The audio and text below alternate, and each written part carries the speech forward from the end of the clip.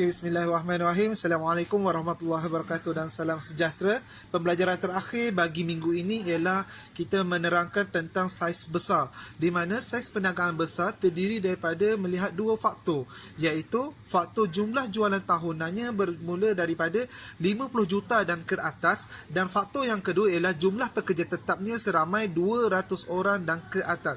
Dalam penerangan kali ini, cikgu menerangkan tiga perkara, iaitu kelebihan, kekurangan dan cabaran.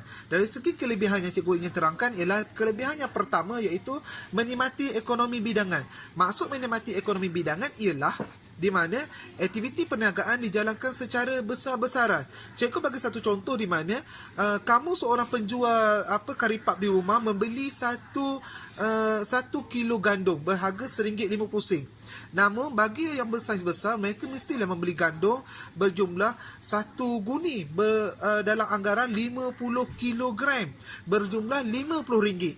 So, yang mana lagi murah? 1 kilo RM1.50 ataupun 50 kilogram berjumlah RM50. Semestinya 50 kilo lagi murah berbanding 1 kilo. So, itulah peluang mereka untuk dapat menikmati ekonomi bidangan.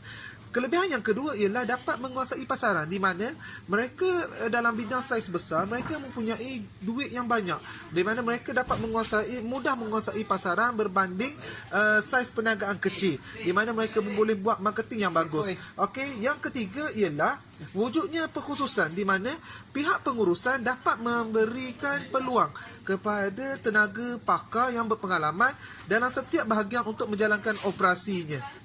Okey, dan cikgu menyentuh pula berkenaan dengan topik yang seterusnya, iaitu kekurangan. Okey, kekurangan saiz kecil kita boleh lihat kepada beberapa poin. Poin yang pertama iaitu komunikasi kurang berkesan. Kenapa cikgu menyatakan komunikasi kurang berkesan? Cuba kamu bayangkan, jumlah pekerjanya seramai 200 orang. Dan setiap dalam organisasi tersebut mempunyai hierarki tertentu.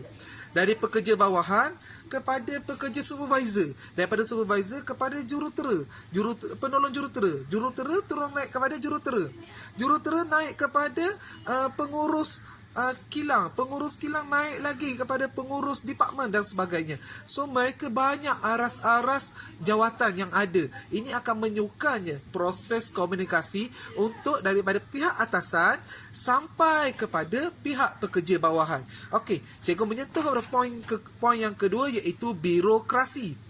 Dalam konteks ini, menyentuh tentang birokrasi, terdapat banyak peraturan dan polisi yang ditentukan oleh syarikat yang perlu dipatuhi. Ini akan menyukarkan hubungan di antara hubungan di antara pekerja dan majikan.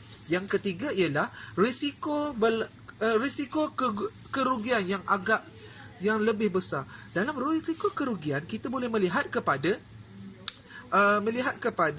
di mana contohnya musim Covid sekarang ini, kemungkinan pekerja segala kewangan syarikat keuntungan syarikat terpaksa dikeluarkan untuk dibayar gaji kepada pekerja. So risiko untuk kerugian tu lagi besar sebab mereka mempunyai ramai pekerja, banyak komitmen seperti pembayaran permis perniagaan, pembayaran kenderaan untuk berniaga.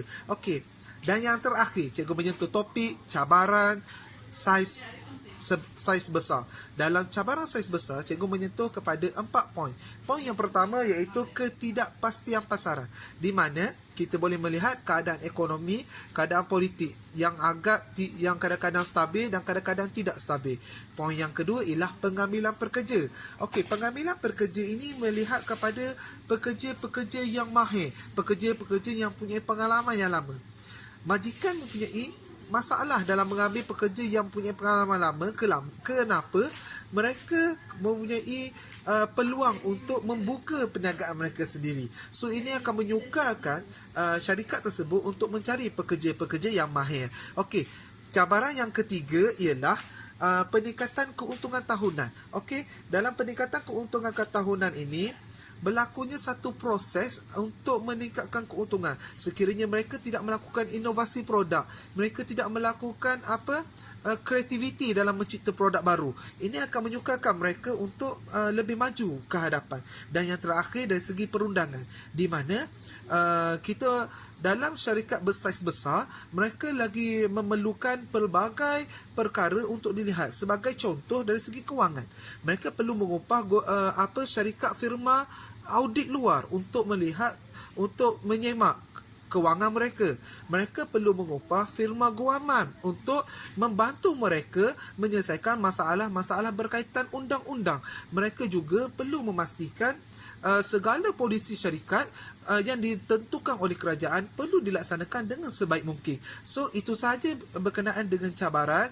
Cikgu ulang balik berkenaan dengan rumusan pembelajaran kita pada hari ini ialah berkenaan dengan saiz besar, iaitu jualan tahunan 50 juta dan ke atas, pekerja tetap 200 orang dan ke atas, yang cikgu melihat kepada 3 aspek, iaitu saiz kelebihan, kekurangan dan cabaran.